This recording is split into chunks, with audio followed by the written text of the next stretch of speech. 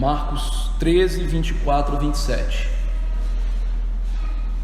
Assim diz a palavra do nosso Deus.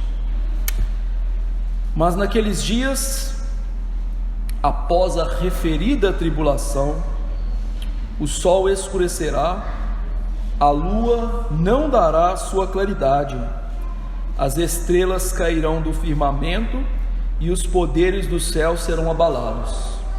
Então verão o Filho do Homem vir nas nuvens com grande poder e glória, e ele enviará os anjos e reunirá os seus escolhidos dos quatro ventos, da extremidade da terra até a extremidade do céu. Vamos orar. Senhor nosso Deus, Pai bendito, nós estamos humildemente diante do Senhor, suplicando a iluminação espiritual para nós entendermos esse texto. Muitas vezes, ó Deus, nós temos lido as Escrituras com a lente dos nossos dias e não temos sido fiéis ao lê-la como um livro escrito para o dia dos apóstolos do Novo Testamento e o Antigo Testamento para várias gerações de judeus. E nós temos assim tirado conclusões precipitadas, temos aplicado a nós promessas que não se referem a nós, enfim, temos pecado por ler a Escritura de maneira displicente. E ao longo deste sermão profético, nós temos tido o árduo trabalho de examinar com profundidade as palavras de Jesus para entender o que ele está dizendo para os seus apóstolos e aquilo que se aplicaria à nossa vida hoje, 2000 anos depois que esses eventos já aconteceram.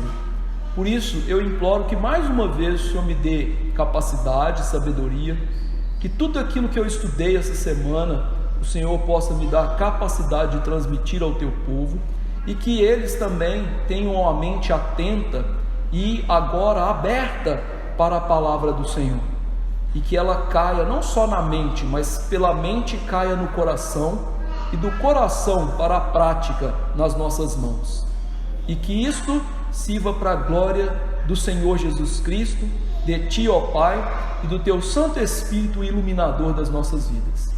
E por fim eu imploro perdão, porque pecados atrapalham a nossa visão espiritual. Então perdoa, limpa-nos agora, venha despojar-nos de toda maldade e dolo, para que a palavra nos limpe nessa noite. Em nome do Senhor Jesus, amém.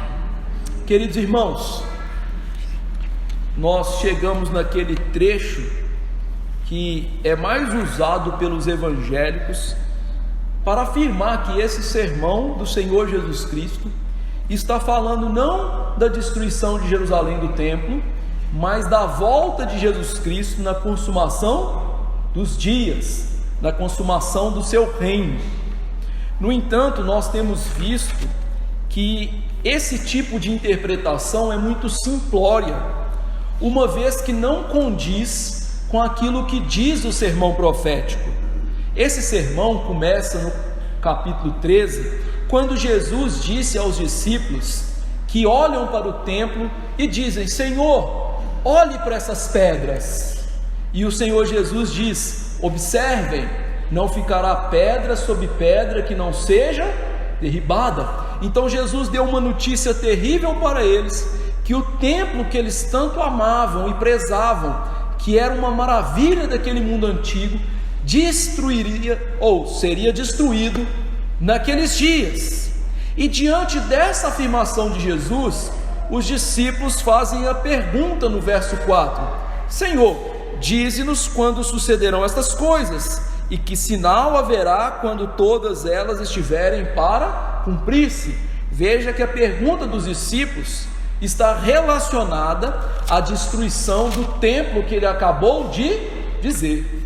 Diante disso, Jesus em todo o sermão usa o pronome no plural, vós, para referir-se aos discípulos. Vocês vão ver terremotos, vocês vão ver fome, vocês vão passar por rumores de guerras, vocês vão ser perseguidos. Ou seja, ele está falando diretamente o que aconteceria com os discípulos e não com os crentes em todas as épocas. Além disso, Jesus dá aqui alguns marcadores temporais que nos mostram que aquilo aconteceria naqueles dias. Para falar da grande tribulação, que já demonstrei por A mais B que não acontecerá, já aconteceu, Jesus literalmente disse: porque aqueles dias serão de tamanha tribulação como nunca houve desde o princípio do mundo que Deus criou, e até agora, e nunca jamais haverá. Verso 19, ou seja, aquilo que vocês vão passar, nunca houve igual, e nunca mais haverá. E além disso, meus irmãos, Jesus, lá no verso 30, diz: em verdade vos digo que não passará essa geração sem que tudo isso aconteça. Como nós aprendemos, geração para os judeus era um período de 40 anos. E não é curioso que depois de 40 anos que Jesus afirmou essas coisas, de fato, no ano 73, Tito Livio destruiu o templo, invadiu Jerusalém e a queimou. Exatos 40 anos. Será que isso é coincidência? E como se não fosse pouca coisa, o Senhor Jesus Cristo até agora tem mostrado para os apóstolos que eles deveriam ficar atentos e deveriam tomar cuidado para não serem enganados. Além disso, outro fator que limita esse sermão para aqueles dias é o que Jesus disse para eles fugirem quando eles vissem os exércitos romanos sitiando Jerusalém. Verso 14, de acordo com Lucas 21:20, são os exércitos romanos do abominável desolação. Eles deveriam fugir da Judéia. Algum de nós mora na Judéia? Depois ele diz que aquelas pessoas que estavam no eirado da sua casa deveriam fugir. Nossas casas têm eirado, irmãos? É claro que não. Ele também diz que a fuga não deveria se dar no inverno, porque o inverno na região da Judéia é chuvoso e congelante. Para nós fugir no inverno seria uma bênção.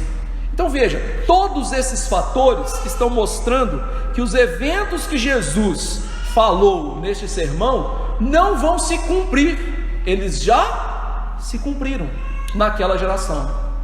Inclusive os difíceis versículos que nós vamos ver hoje, que são muito usados pelos evangélicos para falar da volta de Jesus nos últimos dias.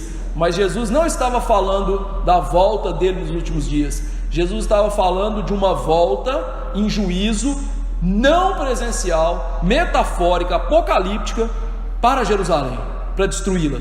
E essa vai ser a nossa ideia central aqui, que Jesus está descrevendo simbolicamente a destruição de Jerusalém como um sinal, o sinal do governo dele nos céus. Então Jesus aqui descreve simbolicamente a destruição de Jerusalém como um sinal de que ele governa nos céus. E o meu trabalho hoje vai ser provar biblicamente que aquilo que eu estou falando aqui é verdadeiro, e que a visão de que Jesus está falando aqui da segunda vinda dele não é a verdade desse texto.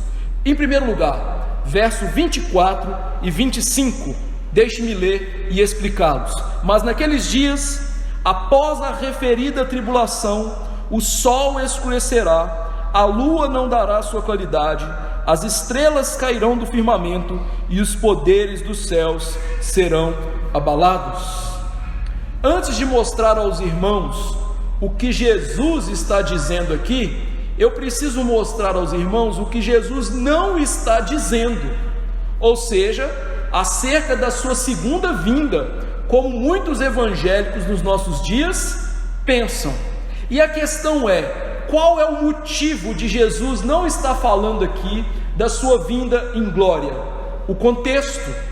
Como nós vimos em Marcos, neste capítulo, capítulo 13, verso 4, os discípulos fazem duas perguntas para Jesus, que se referem à destruição do templo e de Jerusalém.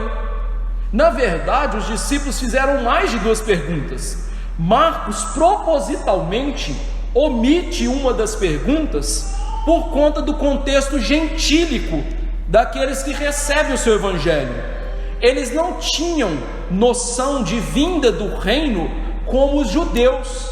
Então, para eles não faria sentido colocar a segunda pergunta que Mateus registra em Mateus 24, 29, que fala da vinda de Jesus. Lá em Mateus 24, 29, Jesus vai responder a eles 3 perguntas, que uma delas é alijada do texto de Marcos, que é a pergunta: que sinal haverá da tua vinda? E aqui nós temos um problema, porque a nossa pressa sempre conduz a sermos superficiais no texto. Quando você ouve a pergunta: que sinal haverá da tua vinda? Logo o que vem na sua mente é a segunda vinda de Jesus. Só que nós temos que nos perguntar: essa é a resposta? Talvez você pense: isso é óbvio, mas não é óbvio. Por quê? Em primeiro lugar, os discípulos que fizeram essa pergunta, até este momento, eles tinham sérios problemas. Por exemplo, Jesus havia dito por 3 vezes que ele ia morrer e ressuscitar, que os romanos teriam que pegá-lo, matá-lo, e ao 3º dia ele sairia do túmulo, conforme as Escrituras. No entanto, nas 3 vezes que Jesus predizeu isso, os apóstolos não acreditaram.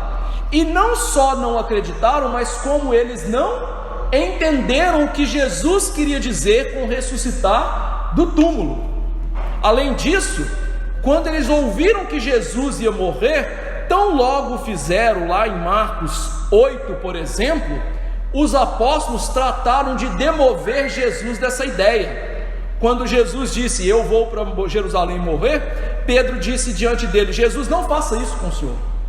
E o Senhor Jesus Cristo disse: arreda Satanás, porque não cogita das coisas de Deus, e sim dos homens.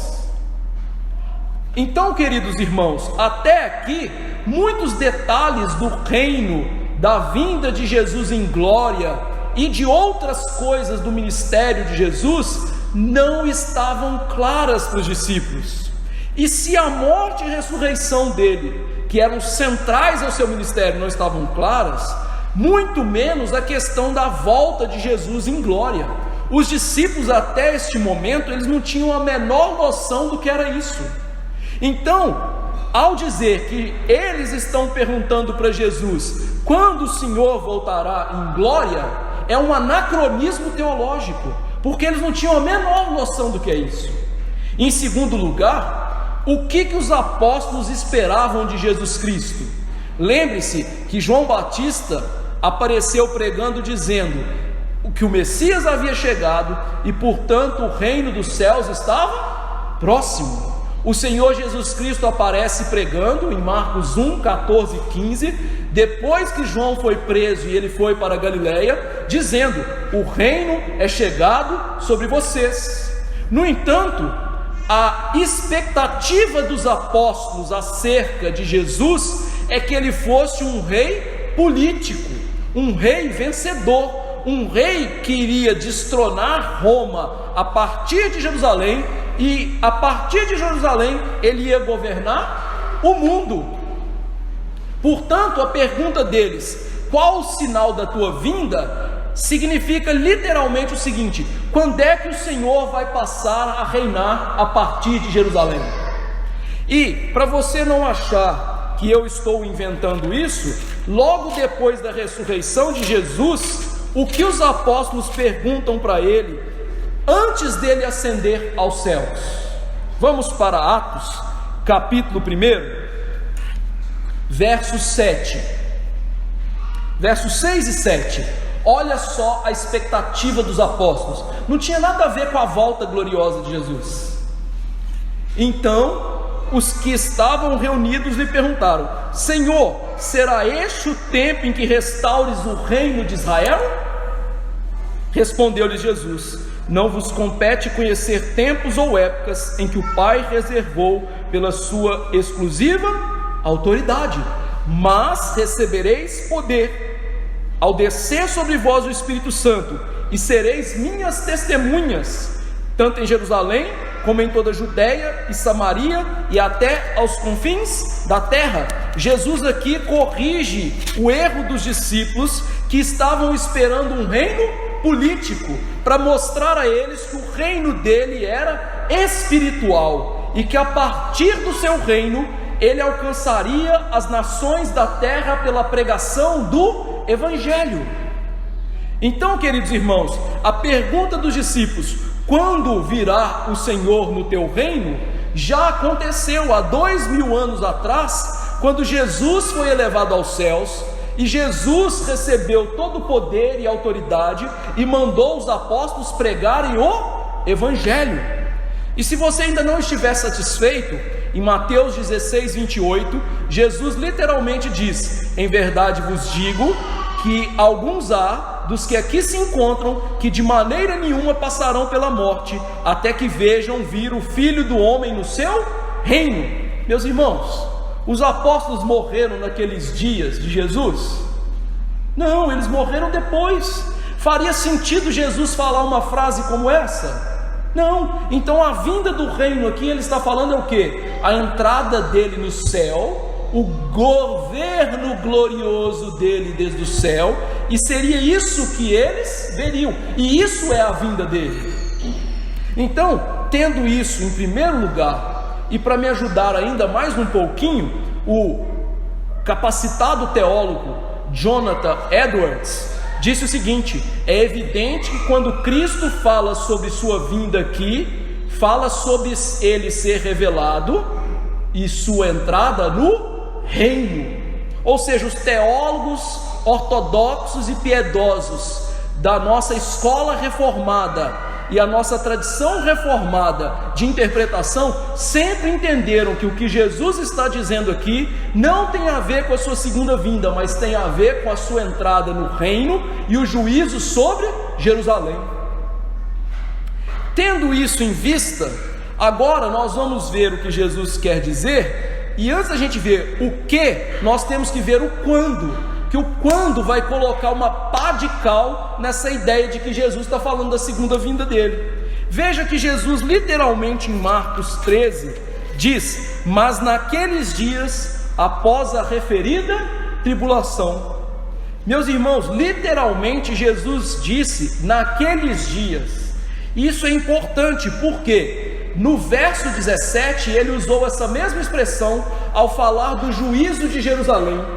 Ai das que estiverem grávidas e das que amamentarem naqueles dias. Se Jesus estivesse falando de um tempo futuro, ele acabou de usar a expressão naqueles dias. Os apóstolos ficariam o quê? Confusos. Ele teria que, numa boa comunicação, mudar a expressão, mas ele usa a mesma expressão. Naqueles dias. E veja que ele coloca após a referida tribulação, para falar daquela grande tribulação que os apóstolos e a igreja passariam por ela lá no primeiro século. E meus irmãos, em Mateus, esse texto é registrado com a expressão logo em seguida. Ou seja, aquilo que Jesus havia dito que aconteceria, que o templo seria destruído, que eles veriam sinais, que haveria guerra, terremoto, fome, logo em seguida, estas coisas que são descritas aqui, como estrela, sol, lua, sendo abalados, iriam acontecer. E como eu já salientei muitas vezes, Jesus não é mineiro, porque a gente que é mineiro fala assim, né? Ô fulano, eu vou na sua casa daqui a um tempo. Aí você guarda 1 hora, 2 horas, 3 horas, 4 horas, depois de 10 horas ele aparece na sua casa. Jesus, ao falar logo após, ele não está falando 1 ano, 100 anos, 2000 anos. Ele está mostrando que logo após que todos aqueles sinais acontecessem, isso aqui que é descrito, da lua, das estrelas, do sol sendo abalados, aconteceria. E como nós vimos nos sermões anteriores, todos aqueles fatos foram historicamente registrados por Flávio Josefo, por Tácito e por Eusébio de Cesareia, historiador cristão, judeu e romano. Tudo aquilo aconteceu. Então essa expressão elimina a possibilidade de Jesus estar falando dos nossos dias. Em segundo lugar, como eu já disse, o sermão profético, Jesus usa marcadores temporais muito claros para dizer que tudo aquilo aconteceria no espaço de uma geração.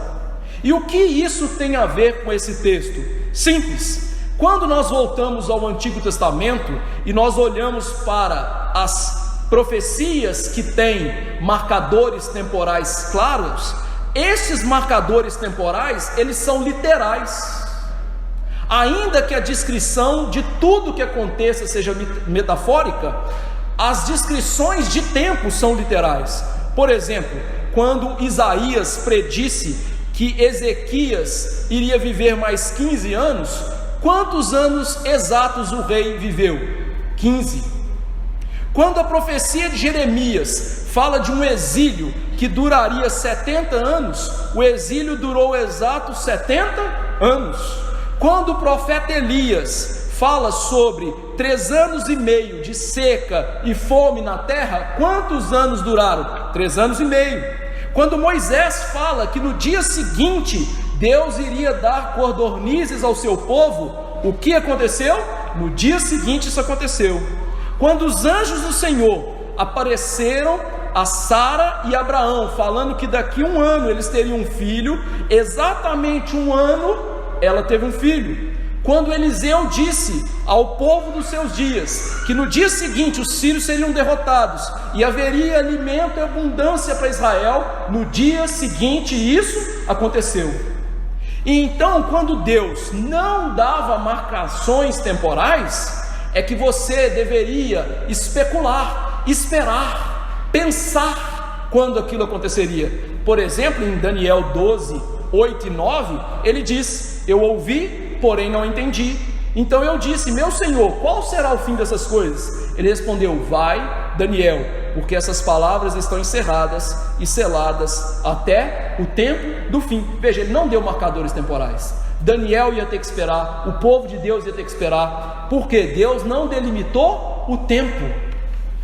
Jesus, em todo o sermão profético, está delimitando o tempo. Então, sol, lua, estrelas, poderes abalados, Jesus está falando literalmente que aquilo aconteceria dentro de 40 anos.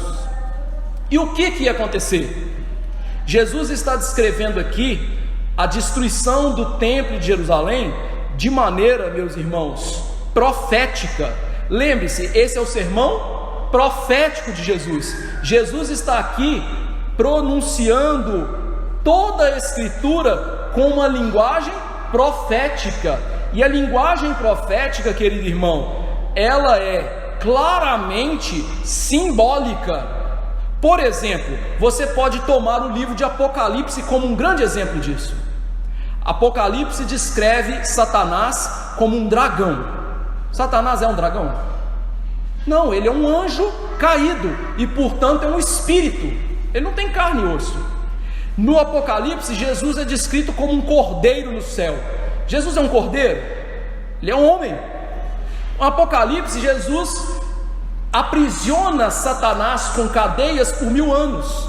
Se um espírito não tem carne e osso, você acha que ele vai ser preso com cadeias por 1000 anos? Não, tudo ali é descrito de maneira simbólica, porque as profecias apocalípticas são descritas de maneira simbólica. E Jesus aqui está então usando todo o linguajar do Antigo Testamento para falar do juízo de Jerusalém e do templo, com sinais cósmicos de abalo, de tamanho juízo que aconteceria sobre aquele povo. E veja que o Antigo Testamento descreve coisas assim. Por exemplo, lá no livro de Juízes, no Cântico de Débora, diz assim: desde os céus pelejaram, até as estrelas, desde os lugares dos seus cursos, pelejaram contra Cícera. Você lembra de Baraque e Débora derrotando Cícera? As estrelas desceram do céu para ajudá-los? Claro que não. Além disso, a linguagem usada para a destruição da Babilônia pelos persas no ano 539 a.C. é a seguinte: porque as estrelas dos céus e as suas constelações não darão a luz, o sol se escurecerá ao nascer, e a lua não resplandecerá com sua luz. Isaías 13, 10. Igualzinho Jesus está falando, você percebeu? Na destruição de Edom, no ano 586, encontramos uma profecia que diz: todo o exército do céu se dissolverá, e os céus se enrolarão como um livro, e todo o seu exército cairá, como a filha da vide e como vai o figo da figueira. Isaías 34, 4. Quando Ezequiel profetizou a destruição do Egito em 587, na derrota para os caldeus, ele diz: e apagando-te eu cobrirei os céus, e enegrecerei as suas estrelas, ao sol encobrirei com uma nuvem, e a lua não fará resplandecer a sua luz. Todos estes eventos são históricos registrados, e nenhuma dessas coisas aconteceu literalmente. E é assim que os judeus entendiam. Um rabino chamado Moisés Maimônides disse o seguinte: eu não posso, ele até zomba da gente, eu não posso acreditar que alguém seja tão insensato e cego, mantendo o sentido literal das frases figurativas e oratórias, afirmando que na queda do reino da Babilônia e outros reinos aconteceu uma mudança na natureza das estrelas e dos céus, ou na luz do sol e da lua, ou que a terra moveu-se do seu lugar, porque tudo isso é meramente a descrição de um país que foi derrotado. Seus habitantes indubitavelmente viram todas as luzes escurecidas, todas as coisas doces se tornando amargas, toda a terra pareceu pequena demais para eles, e os céus, entre aspas, mudaram diante deles. Então o que Jesus está falando aqui é um juízo literal? Claro que não. A linguagem profética, altamente metafórica, baseada nos antigos profetas, está dizendo literalmente que quando o Senhor viesse destruir Jerusalém e o templo, aqueles sinais metafóricos iriam se cumprir, a terra seria abalada. Essa linguagem muito comum nos profetas mostra que todas as vezes que Deus vem em juízo, a criação é abalada. Impactos há, não no sentido literal, para mostrar o poder do juízo de Deus e sua ira sobre os ímpios. E aqui então o que está acontecendo é o que Jesus disse em Mateus 21, 43, que os judeus seriam destruídos e que o seu reino seria entregue a outro povo que lhes daria muito fruto. E meus irmãos, esses sinais aqui, eles aconteceram metaforicamente dizendo para os judeus, porque eles perderam a presença de Deus, eles foram arrancados da oliveira que é Cristo, foram retirados do pacto da graça por terem negado Jesus, e eles então mataram o Senhor da glória, se tornando aqueles ímpios e maus que Deus no Antigo Testamento disse que iria punir desta maneira. Curiosamente, o livro de Apocalipse diz que a cidade do Senhor, lá no capítulo 11, havia se tornado como o Egito, e como lá no capítulo 19 ela é chamada de Babilônia. Interessantemente que Jesus usa as duas profecias do Antigo Testamento sobre o Egito e Babilônia para falar de destruição de Jerusalém, de uma cidade que espiritualmente se tornou inimiga do Senhor, como o Egito e a Babilônia. Assim que se interpreta a Bíblia, Bíblia pela Bíblia. Verso 26: então verão o Filho do Homem vir nas nuvens com grande poder e glória.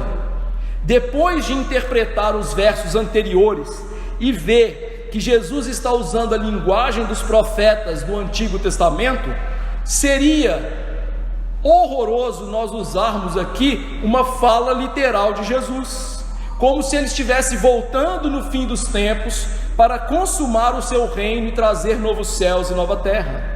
Mais uma vez, Jesus recorre à linguagem dos profetas do Antigo Testamento, Mas antes da gente ver isso, nós precisamos de considerar duas coisas nesse texto. Em primeiro lugar, a conjunção que Jesus usa aqui. No nosso texto está escrito então, mas no texto grego de Marcos, a conjunção usada é a conjunção kai, que significa literalmente e, aditivo, uma ideia aditiva.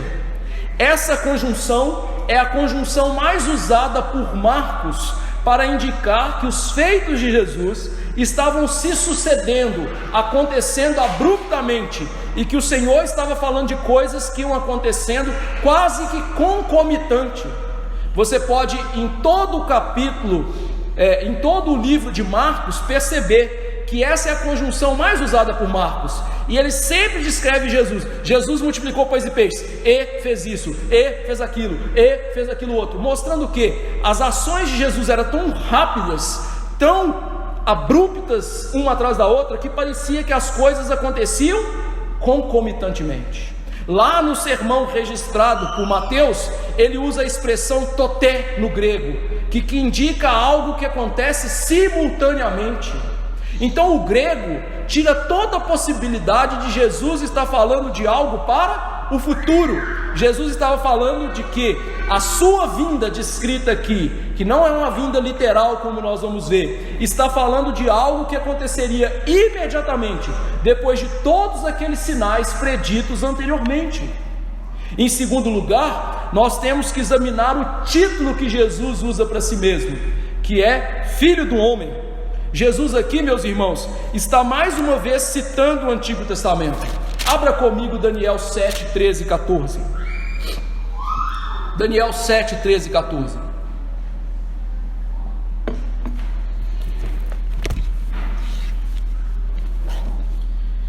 Diz assim: eu estava olhando nas minhas visões da noite, e eis que vinha com as nuvens do céu um como o Filho do Homem, e dirigiu-se ao ancião de dias, e o fizeram chegar até ele. Foi-lhe dado domínio e glória e o reino, para que os povos, nações e homens de todas as línguas o servissem. O seu domínio é domínio eterno, que não passará, e o seu reino jamais será destruído. Quando nós olhamos para a citação de Jesus e o contexto que Jesus está falando, isso é significativo, porque Jesus está literalmente citando o Antigo Testamento mais uma vez.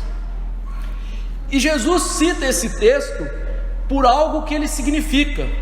Daniel escreve em aramaico essa parte do livro, e esse título Filho do Homem é Barnatia, que os judeus interpretavam como um homem ideal, eterno, e que era o representante do povo de Deus nos últimos tempos. Literalmente seria o rei dos santos do Altíssimo. E é importante que esse título vem depois do que Daniel havia visto no capítulo 7, que Deus iria destruir 4 reinos: Babilônia, Pérsia, o reino grego, por assim dizer, e Roma, e que depois disso se levantaria um reino eterno que não passaria, e que esse reino seria do Filho do Homem. Esse título que aponta para o homem perfeito, ele é usado por Paulo em 1 Coríntios 15, que ele diz que Cristo é o segundo Adão. Paulo, pensando no hebraico e escrevendo no grego, usa o título hebraico Adão, que é o mesmo que Barnatia, ou seja, homem é Adão, é o Ben Adão, o filho do homem. Interessante isso, fazendo uma correlação entre esses textos, mostrando que o sentido teológico de filho do homem é aquele homem ideal, que é a imagem de Deus, que representa o povo de Deus, que vem salvar os servos do Altíssimo como servo sofredor, mas que literalmente vai para a glória e governa céus e terra por meio dos céus, o seu cetro de ferro, como está lá no Salmo 2. Pede-me e darei às nações por herança, ele as regerá com o seu cetro de ferro. Então, quando Jesus usa esse título, ele está querendo mostrar para nós que ele é o Filho do Homem, que é o próprio Deus, que exerceu julgamentos históricos na humanidade e continua exercendo, e o fará até o fim dos dias, porque o último Adão, segundo Paulo em 1 Coríntios 15, está vencendo seus inimigos até que ponha todos eles por estrado dos pés, e o último inimigo a ser vencido é a morte. Olha a consideração teológica que Jesus faz. Então Jesus remete a eles todo o linguajar do Antigo Testamento de juízo, em que ele, o Filho do Homem, veio, não literalmente em juízo, no Antigo Testamento, para destruir aquelas nações ímpias. Por exemplo, em Isaías 13, 4 e 5, ele diz: o Senhor dos Exércitos passa em revista o exército de guerra, já vem de uma terra remota, desde a extremidade do céu, o Senhor e os instrumentos da sua indignação, para destruir toda aquela terra. Isaías 19:1, sentença contra o Egito: eis que o Senhor, cavalgando uma nuvem ligeira, vem ao Egito. Os ídolos do Egito estremecerão diante dele, e o coração dos egípcios se derreterá dentro deles. O Salmo 68 que nós lemos na nossa liturgia: levanta-se Deus, dispersa os seus inimigos. O Salmo 18 que nós não lemos diz que ele cavalgou um querubim e voou, e veio nas nuvens dos céus. Estas passagens e inúmeras outras que eu poderia citar aqui estão descrevendo uma vinda não literal de Cristo, mas uma vinda do Filho do Homem que governa céus e terra para julgar. E é interessante que Jesus disse isso em dois textos em Mateus. Lá em Mateus 10, 23, ele diz: porque em verdade vos digo que não acabareis de percorrer as cidades de Israel até que venha o Filho do Homem. Mateus 16, 27 e 28, porque o Filho do Homem há de vir na glória de seu Pai, com os seus anjos, e então retribuirá a cada um conforme suas obras. Em verdade vos digo que alguns há que aqui se encontram, que de maneira nenhuma passarão pela morte, até que vejam vir o Filho do Homem no seu reino. Jesus literalmente estava mostrando que ele viria naqueles dias, não literalmente, para julgar Jerusalém e destruí-la.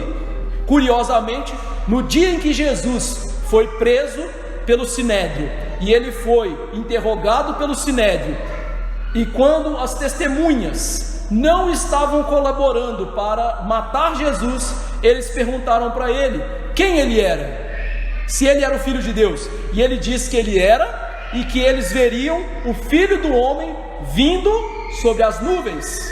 Queridos irmãos, aqueles judeus que mataram Jesus estão vivos hoje? Percebe? Além disso, o tema do livro de Apocalipse, e eu convido você a abrir Apocalipse capítulo 1, verso 1 e depois o verso 7, fala sobre aqueles que mataram Jesus, o veriam. Apocalipse 1, capítulo 1, verso 1. Vamos deixar a Bíblia falar. Revelação de Jesus Cristo que Deus lhe deu para mostrar aos seus servos as coisas que em breve devem acontecer, e que ele, enviando por intermédio do seu anjo, notificou ao seu servo João. Então o livro de Apocalipse, que descreve não o fim do mundo, mas a destruição de Jerusalém e do templo, se referem a coisas que em breve deveriam acontecer. Nós acabamos de ver, marcadores temporais não são metafóricos, são literais. E qual é o tema de Apocalipse? Preste atenção no verso 7. Eis que vem com as nuvens, igualzinho ele falou no verso de Mateus e Marcos, e todo olho verá, até quantos os traspassaram. E todas, olha a tradução nossa, as tribos da terra se lamentarão sobre ele. Certamente, amém. E aqui, meu querido irmão, essas tribos da terra são um marcador para a gente aprender o que Jesus está falando. Por quê? Marcos omite esse detalhe, mas Mateus o cita. Lá em Mateus 24, Jesus fala a mesma coisa que falou por meio de João. Abra comigo Mateus 24,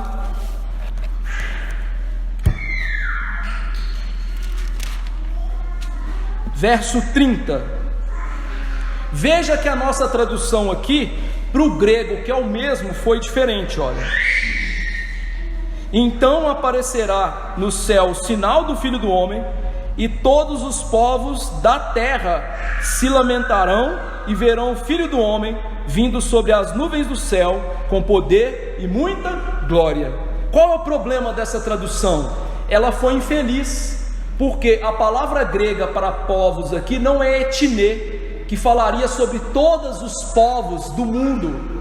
A palavra grega aqui é philai, e literalmente é philais tes ge, que significa o quê? As tribos da terra.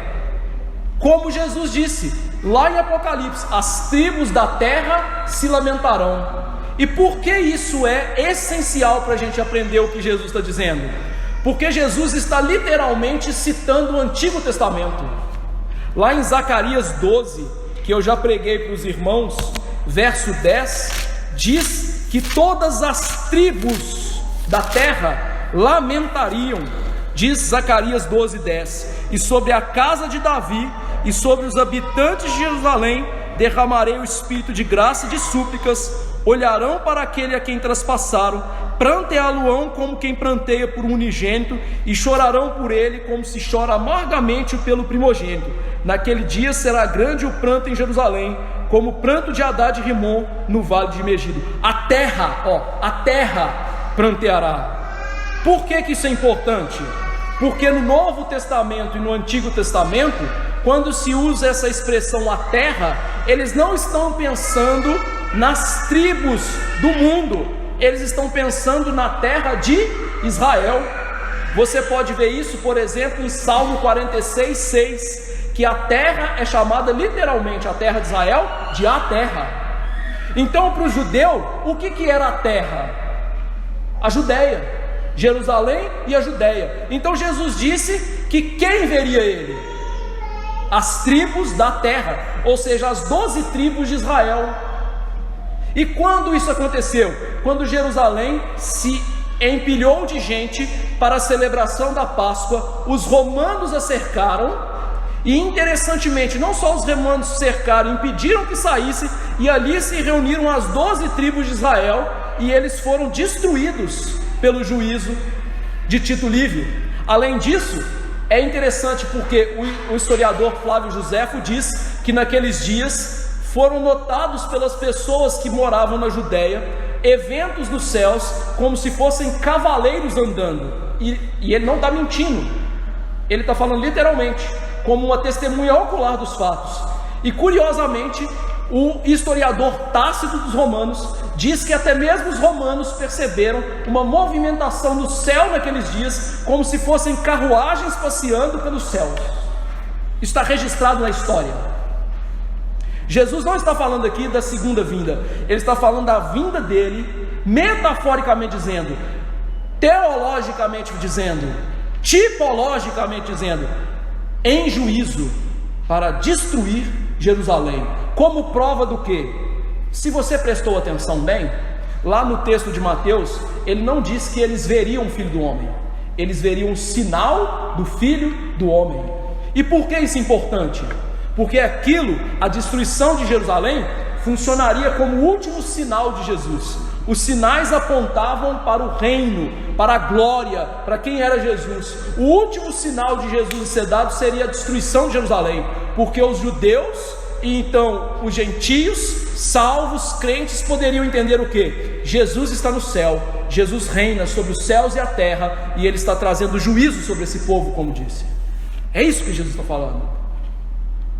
E agora nós vamos entender o último verso, que também não tem a ver com os nossos dias. Diz o verso 27: e ele enviará os anjos e reunirá os seus escolhidos, os seus escolhidos dos 4 ventos da terra, da extremidade da terra até a extremidade dos céus. Para muitas pessoas, esse texto se refere à volta de Jesus, que os anjos de Jesus vão pegar as pessoas que são crentes e vão livrá-las do juízo. Mas esse texto não está dizendo isso, e eu vou provar isso, porque inclusive a função dos anjos do juízo não é separar os crentes, são os ímpios, como a gente vai ver. Aqui, deixe-me ler o texto de Mateus, porque o texto de Mateus vai nos ajudar um pouco mais. Lá em Mateus 24:31 diz: Ele enviará os seus anjos com grande canglor de trombeta, os quais reunirão os seus escolhidos dos quatro ventos, de uma a outra extremidade dos céus. Jesus aqui está descrevendo algo, como nós já provamos, acontece dentro de uma geração. Então, quando Jesus senta no seu trono e toda a autoridade foi dada a ele, tudo mudou num instante.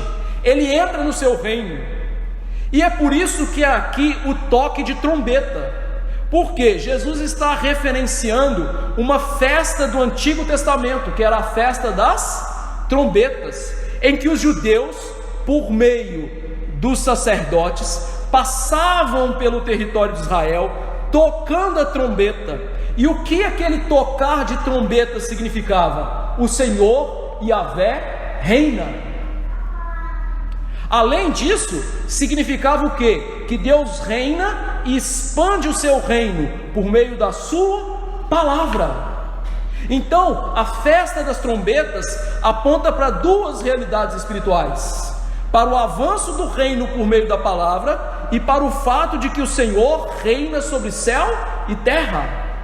É por isso que Paulo, ele compara ele como um arauto. O arauto faz o quê? Toca trombeta para o rei.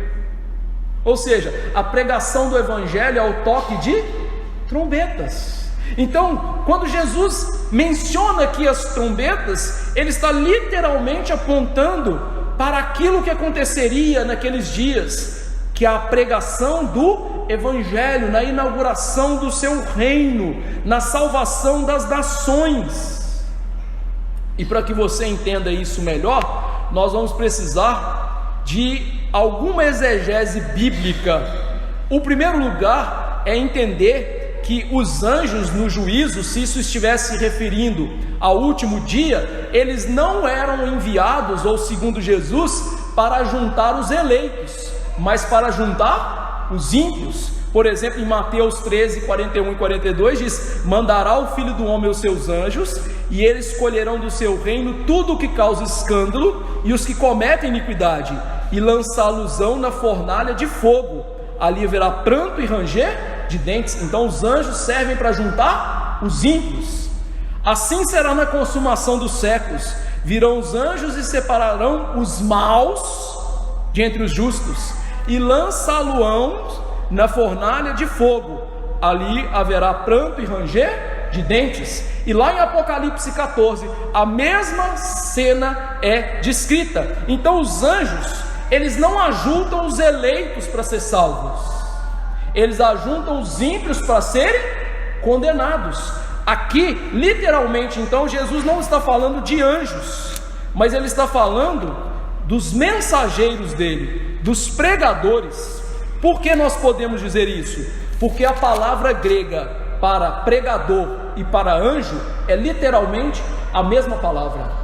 Quando Jesus escreve o Apocalipse e destina as cartas aos anjos da igreja, ele está dedicando a quem? Aos pastores. Além disso, nos evangelhos, pastores são chamados de anjos, conforme está escrito na profecia de Isaías: eis aí envio diante da tua face o meu mensageiro, literalmente no grego, anjo, o qual preparará o teu caminho. Marcos 1:2. Tiago fala dos espias da terra como anjos, e de igual modo Raabe, a meretriz, não foi também justificada pelas obras, quando recolheu os emissários, no grego anjos, e os despediu por outro caminho.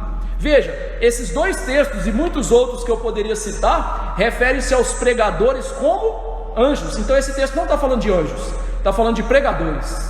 E para ficar mais claro, a gente tem que analisar o texto grego. Por quê? Jesus disse que enviaria esses anjos. O verbo aqui é apostelo, de onde vem a nossa palavra? Apóstolo. Ou seja, Jesus não estava designando um ofício, mas uma comissão autoritativa dada para a pregação. Assim como ele fez em Mateus 28: toda a autoridade me foi dada, e agora vocês vão fazer o quê? Vocês vão pelas nações pregando, fazendo discípulos. Além disso, o verbo reunir aqui é o verbo episinago, que significa literalmente para a sinagoga. reunir para o encontro em assembleia, em congregação.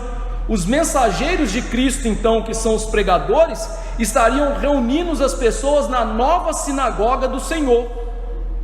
O fim do templo transformou a sinagoga do Senhor o quê? A igreja. Por isso Tiago chama a igreja de quê? Sinagoga. Você já percebeu isso? Tiago 2:2, abra comigo aí para você ver. Tiago 2:2.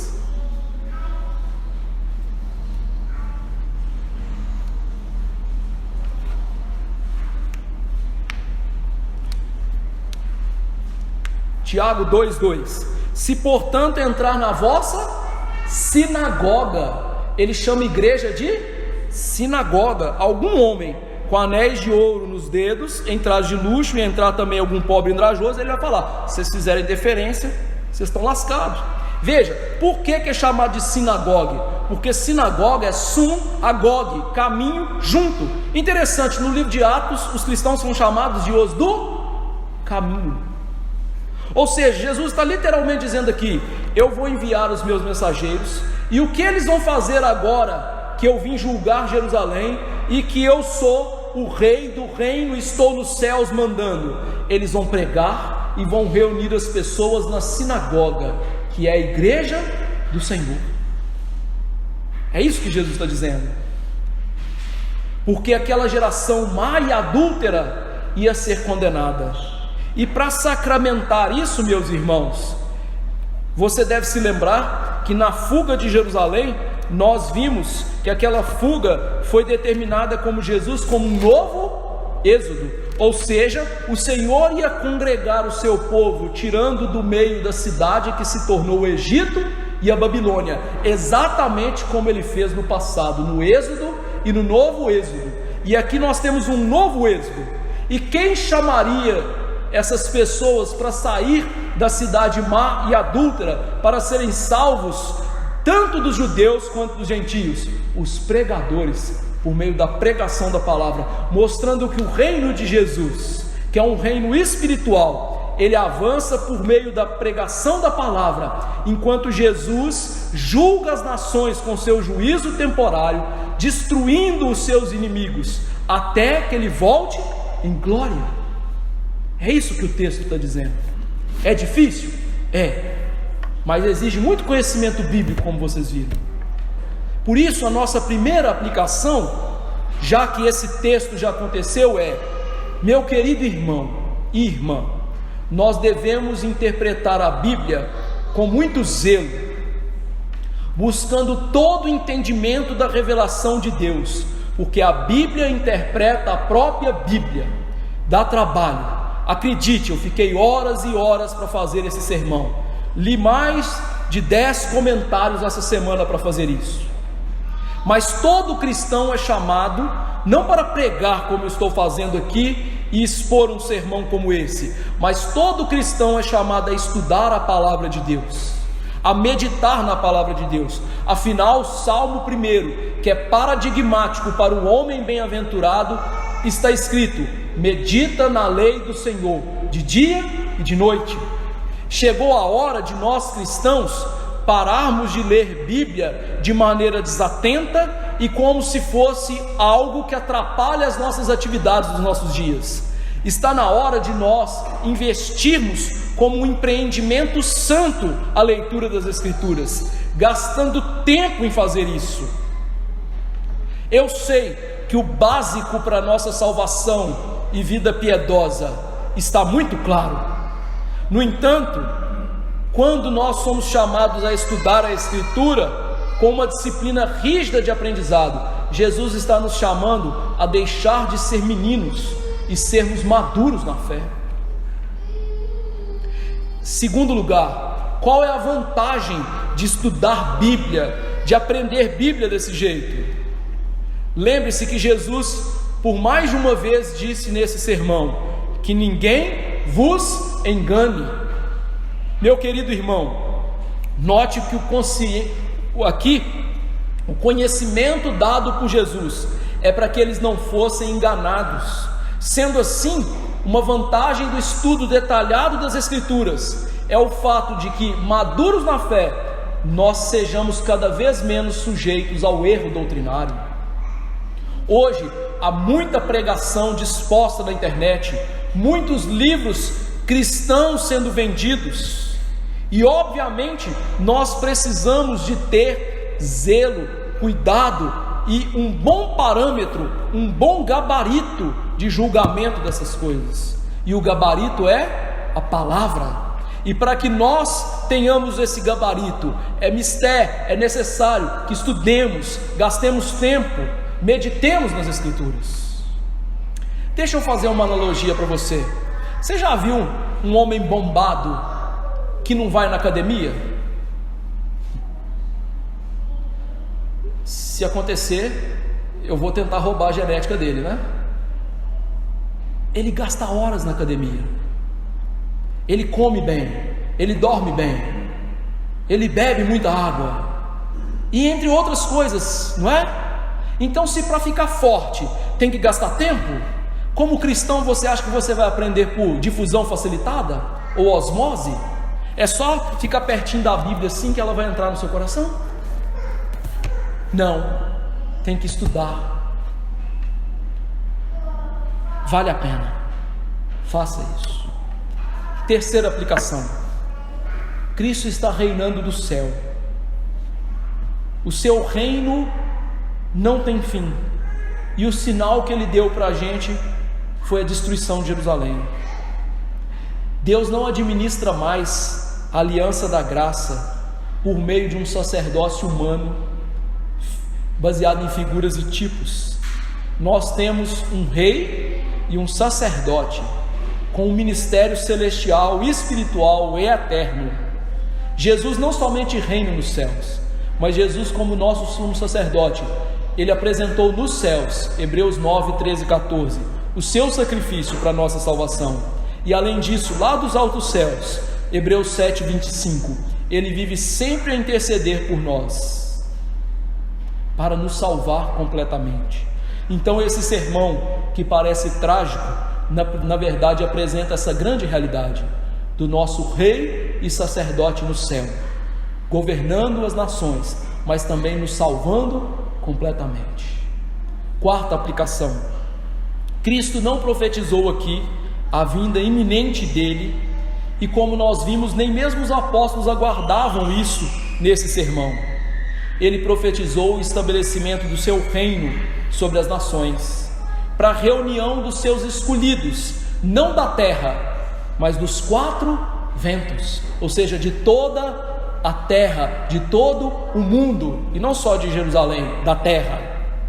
Então, se você conhece o Evangelho, se alegre, porque você é o cumprimento do que Jesus diz aqui.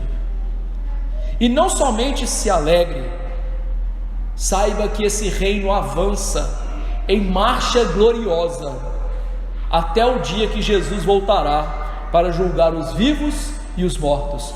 Por isso que Paulo diz que nós somos cheios de vida para com aqueles que creem no Evangelho, e cheio de morte para com aqueles que não creem no Evangelho. Literalmente, Paulo está usando uma marcha triunfal romana para dizer que o tempo do Evangelho é assim: Cristo triunfando e marchando, salvando pessoas de toda a terra, e também cheirando mal para aqueles que vão ser julgados. Quinta aplicação: daí existe uma grande importância da pregação do Evangelho para esse reino avançar. O reino de Cristo, que é espiritual, se estabelece e avança pelo poder da pregação da palavra. É por isso que Paulo disse que eu não me envergonho do Evangelho, que é o poder de Deus para a salvação de todo aquele que crê, primeiro do judeu e depois do grego. As igrejas hoje têm tido inúmeras abordagens para encher a igreja, abordagens antibíblicas. Na Escritura, a única maneira de crescer o reino é a pregação da palavra. Por isso Paulo usou uma aplicação disso para ele e Apolo, remetendo-se à parábola do semeador, que é da pregação da palavra.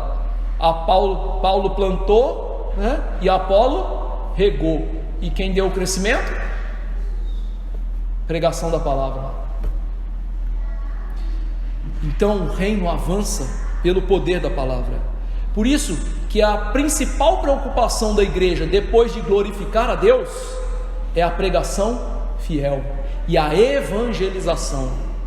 Pregação no púlpito e evangelização no dia a dia, fiel. Sexta aplicação: Jesus sim vai voltar na consumação dos séculos, para a salvação cabal dos seus eleitos. Sua volta não será metafórica, como a gente viu aqui, será visível e gloriosa. E ele vai reunir os seus eleitos para estar com eles em novo céu e nova terra. E essa tem que ser a nossa esperança, esperança que deve motivar a uma vida mais piedosa, esperança que Paulo diz: pensai nas coisas lá do alto, onde Cristo vive. Então, querido irmão, em vez da sua esperança estar num melhor político, num salário melhor, numa esposa melhor, num esposo melhor, num filho melhor ou qualquer outra coisa, sua esperança está no céu. E é assim que você tem que viver, aguardando ansiosamente por aquele que vai se revelar dos céus e da terra. Sétima aplicação: a volta de Cristo não vai ser só para a salvação, mas também para o juízo dos ímpios. Quando Cristo voltar, os homens ímpios e maus, que não se arrependeram dos seus pecados, serão julgados para todo sempre. Esse sermão profético, que na verdade é um pequeno dia do Senhor, assim como o juízo para o Egito, para a Babilônia, para Edom, como nós lemos, aponta para aquele terrível dia em que Cristo voltará e não haverá mais possibilidade de salvação para aqueles que não creram e não se arrependeram. Daí, queridos irmãos, a oitava aplicação ser uma chamada a nós. Você tem fé em Cristo? Você se arrependeu dos seus pecados e vive uma vida conforme a palavra de Deus? Se não, eu lhe chamo agora, querido e querida, amigo e amiga, venha, arrependa-se, creia somente em Jesus para a sua salvação. E como é que eu sei que isso assim aconteceu? Através de uma vida de obediência aos mandamentos de Deus. A obediência não é para a gente entrar no céu e comprar o céu. A obediência é para que nós mesmos vejamos que nós somos crentes, eleitos, salvos e redimidos pela graça do Senhor Jesus Cristo. Por fim, nona aplicação: Jesus está reinando agora sobre todas as coisas. Tendo isso em vista, eu e você, nós não temos motivo para andar cabisbaixo nesse mundo, e nem temos motivo para ficar de maneira assim, sabe, com lassidão, parados, sem trabalhar para Jesus. Cristo está triunfando sobre os seus inimigos. Como Paulo disse, nós somos mais que vencedores em Cristo. E ele não estava falando de dinheiro, ele estava falando em vencer este mundo pela fé e pela pregação do Evangelho, porque Cristo venceu o mundo, Cristo venceu o pecado, Cristo venceu Satanás, Cristo jamais vai ser derrotado, Cristo nunca vai falhar na sua missão de levar as nações da terra a se ajoelharem e confessarem que Ele é o Senhor, para a glória de Deus e Pai. Então, querido irmão, pare de andar triste, cabisbaixo pelas coisas deste mundo. Levante o seu rosto, ande altaneiramente, porque Cristo venceu e Ele jamais será derrotado. Cristão é chamado para viver uma vida de alegria, de piedade, de santidade, porque esse reino jamais passará. E que Deus assim nos ajude a viver.